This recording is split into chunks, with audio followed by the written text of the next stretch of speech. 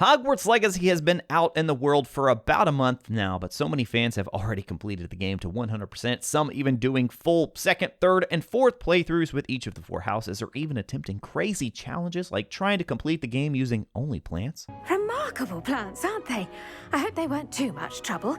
Oh, don't see any bite marks or missing digits. But even if you're someone still making your way through the game, or perhaps a PS4, Xbox One, or Switch player still waiting for those versions, here are 7 ideas for Avalanche I think would be nice quality of life additions for anyone, regardless of where you are in your journey with Hogwarts Legacy. And to be clear, we're focusing on quality of life improvements they can make to the current game, not necessarily big DLC type ideas. Now, as much as we all want DLC and future stories within this world, there are already some things within the current game that could extend its replay value. So let's start with the number 1 item that I would personally love to see added, and that is a new game plus mode. I finally reached level 40 just the other day during our live stream over on Twitch, and now I'm such a high level with upgraded armor, specific traits, talents, all this stuff applied to my gear. There's really not much of a challenge left when it comes to combat in the game, and that's even with me playing on hard mode. Now, one argument may say, well, that's true, you're level 40, you should be one-shotting a lot of things now. But how awesome would it be if there was something even more for those of us who wanted that additional layer of a challenge? Now, I actually think the Hogwarts Legacy's difficulty modes are great. They don't just turn the enemies into bullet sponges when you put it on hard. The enemies are actually going to be more aggressive, which is nice to see. And while the game gives you the ability to explore the world and finish out all your side quests, everything you want to do to get 100%, even after the credits roll, there's no way to carry all of those talents and upgrades forward to a brand new game with an increased difficulty, which is what I would love to see in a new Game Plus mode. It's amazing to see how many people have already 100%ed this game, but one thing I keep hearing is that fans are looking for even more reasons to go back and replay the game even after having all of the trophies completed. Offering a new Game Plus mode with this scaling difficulty where you carry everything over into a second playthrough, I think would be a great way to do just that. Make the game even harder for us, because trust me, man, there are so many amazing spells in this game, amazing combos, and again, when you spec your talents in just the right way, right now, even on the hard difficulty, it is just not that hard because of how powerful you are. In fact, even as much as I love this game, one of my criticisms is the fact that they have all of these great systems in place, the gear, the traits, the talents, all of that stuff, but it's just not really necessary with the current difficulty of the game. I don't know, man, maybe that's another idea for some kind of crazy run where you do no talents at all, no spell upgrades, and see how far you can make it through, because I honestly think you could do it even on hard mode without upgrading too much. So additionally, Hogwarts Legacy could further extend its replay value by simply giving players the option to repeat certain activities like 2 prominent minigames that are featured. Did you ever think about the fact that it's kind of strange you can repeat the broom trials? You can actually go back and try to get a better high score. However, Summoner's Court,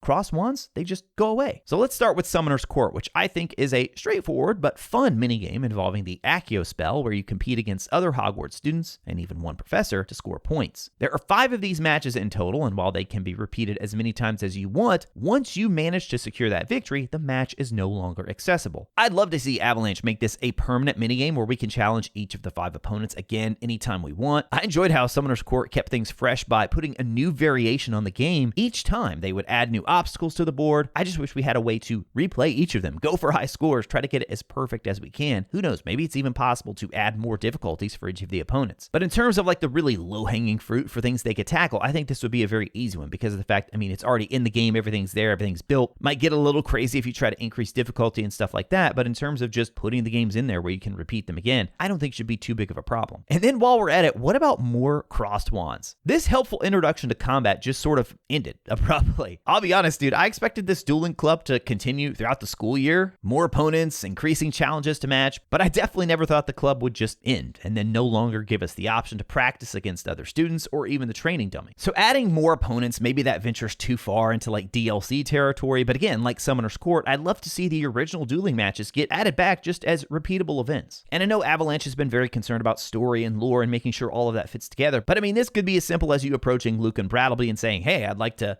get the group together again for maybe another cross-wand session. You have a little loading screen, maybe a cutscene, and then it just goes right into even the exact same thing we did before. Even better if they could add some more opponents, though, of course. I just think it would be really nice to have an area where you can practice and try out all these different spell combinations because, again, I am so loving the spells in this game and experimenting with different spell diamond setups. So I think it would be great to have this here where we can just go and practice and work on combos anytime we want. And speaking of spells and duels, how about some adjustments to the spell diamonds? I mean, without a doubt, one of the strengths of Hogwarts Legacy is certainly its combat. I mean, just kind of across the board, people are talking about how fun and unique this combat system is. So the combat is great, and also the number of spell options that you have when approaching these various combat scenarios. Of course, there's the field guide, which gives you a few hints on some ways to approach enemies in a more strategic way. And what I love is with the right traits and talent supply, just about any combination of spells can be viable, even for late game, so long as you have a balance of force control and damage so you can tackle those different shields. I mean, I just recently posted my full ranking of all the spells in the game, and it was really difficult to make. I knew there were going to be a lot of angry people in the comments, and that's happened. But the reason they're angry is because they have these spells that they know and love and that they work very well, and then they see I actually rank them low. But in reality, I think what's really going on here is that there are just so many viable combinations of spells in this game, which really speaks to the quality of job I think the combat team did on Hogwarts Legacy. So the way I have things set up currently is I've been using 3 of the 4 spell diamonds for combat and kind of like exploration, with the 4th really being reserved for the Room of Requirement and the Vivariums, beast capturing, that sort of thing. But the big issue here is that the Room of Requirement and Vivarium spells aren't needed outside this specific area. The Beast Bag is really the only one. When you look at spells like the Beast Feed, the Petting Brush, all the others, I mean, they have to take up a spot in our slottable spell list, and you only have a maximum of 16 slots even when you fully upgrade this. So here's what I would propose. I think it would be awesome to see a completely different set of spell diamonds that take over when you enter the Room of Requirement. There's a few different ways they could handle this. I mean, they know more about games than I do, but just as a fan out here, some ideas I have is maybe they could give you 2 new spell diamonds that only show up when you're in that room. It'd be even fine if the other ones go away, right? I mean, you don't really need all those other spells. Maybe you need your basic shot for interacting with some things in the Vivarium, but all the other stuff you don't really need there. So let's say you walk in there and then you just have 2 completely new spell diamonds. They could even already set them up for you, even give you the option to customize those further, but just have 2 in there and it's only the Vivarium and Room of Requirement spells. Then as soon as you exit the room, they could have it set up to where your normal spell diamonds just reappear again. And the benefit in all of this is that you would now be able to slot all 16 spells purely for combat exploration. You don't have to worry about swapping things out every time you needed to enter the Room of Requirement. And can we talk about just how gorgeous some of these areas are in the Room of Requirement, but I mean throughout the game, right? It's incredible. The visuals here as you're flying around the castle, so many great moments that would be perfect for a photo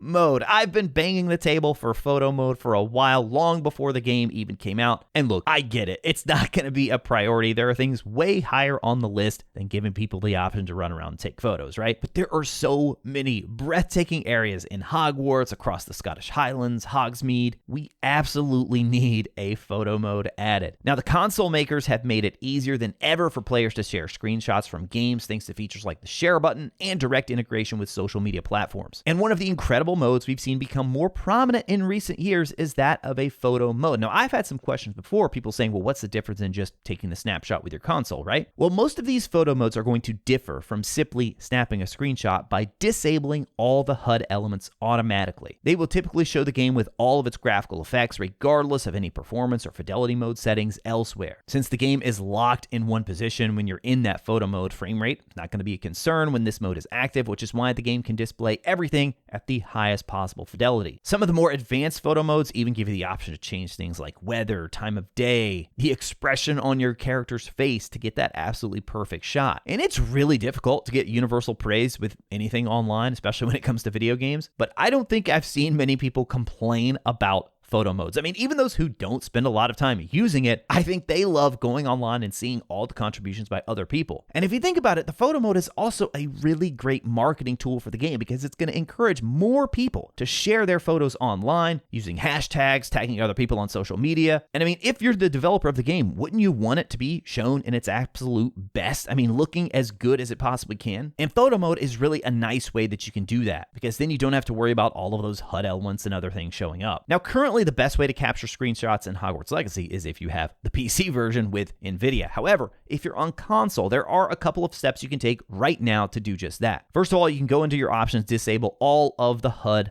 items. Then the other thing you'll want to do is you'll want to turn on the fidelity mode. You want the best possible graphics. Frame rate is not a concern when you're taking screenshots. You could also experiment with the fidelity ray tracing mode if you have a spot where you feel like the reflections just look particularly strong. Now, speaking of all the HUD options, that's going to lead us into our 5th idea, and I would love to see a dynamic HUD option. I have to give the devs a lot of credit here, first of all, because they pretty much have all of the HUD elements where you can turn them off. And while the game looks incredible this way, it's very immersive, it can be very hard to play without seeing the spell diamonds. I can actually get by most of the time without the minimap, but the spell diamonds, they're just too important when you're in combat. When you're exploring, though, they're really not that big of a deal. So there are quite a few examples of games having a dynamic HUD option, and the idea here is that certain elements would only be visible when you need them. So for my spell diamond example, the spells would always show and display when you were in active combat, or anytime you hold the right trigger to activate a spell, they're going to appear so you can see them. But when you're simply exploring the world or roaming the halls of Hogwarts, the spells would automatically just fade away. Now, our next idea is involving the game's day-night cycles, which, believe it or not, there actually is an in-game clock, even though you cannot see this anywhere unless you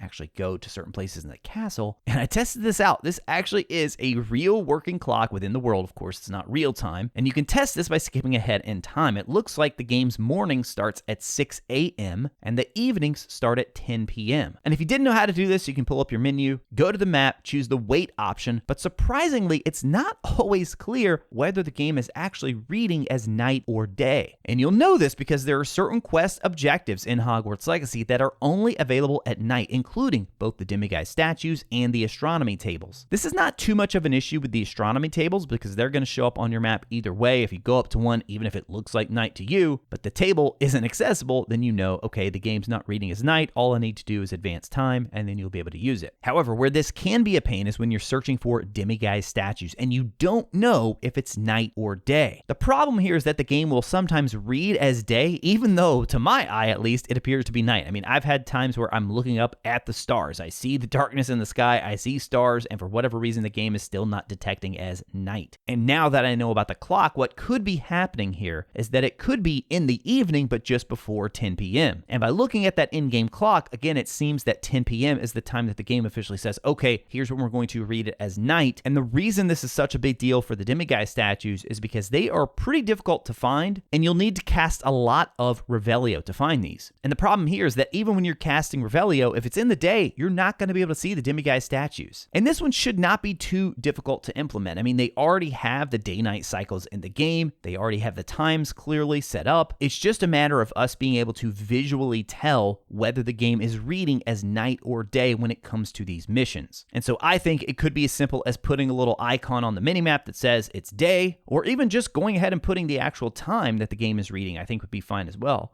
But man, with those demiguise statues, trust me, I think I would prefer an option to where I can just instantly see whether the game is reading as night or day. So a little icon on the map, I think, would go a long way toward doing that. And for number 7, we have bug fixes. Unfortunately, there are still some in Hogwarts Legacy. Now, I have to say, I played the vast majority of the game without experiencing any major issues. Some graphical things here and there. Unfortunately, at the very end, once I finally had my 100% completion, I now have one of the trophy bugs. I cannot get the collector's trophy to pop, despite having all the collections complete, everything, 100% across the board. You can see it here. That trophy will not pop, and I know a lot of others are in the same boat as well. There's also still an issue with the biscuit quest that I know a lot of people are having trouble with. Now, I can definitely say that people at Avalanche are listening. They do have a bug fix site. I'll link that down in the description below. I'll also link directly to the specific problem that I'm having. So if you are also one who's waiting on that collector's trophy and can't seem to get it to work, make sure you go to this page and upvote this, because the things that are upvoted higher, those are what's going to get prioritized. So overall, I think it's clear Hogwarts Legacy did release in a very solid state when it comes to bugs. However, there are still some nagging things out there that they just need to iron out. And that is something that is definitely going to benefit both current players and future players on other systems. Now, during this video, I know I teased my ranking of all the spells, so if you haven't checked that one out yet, that's definitely a good one to go to next. I'll link it here on the right side of your screen now. As always, guys, thank you all so much for watching. I'll talk to you again soon.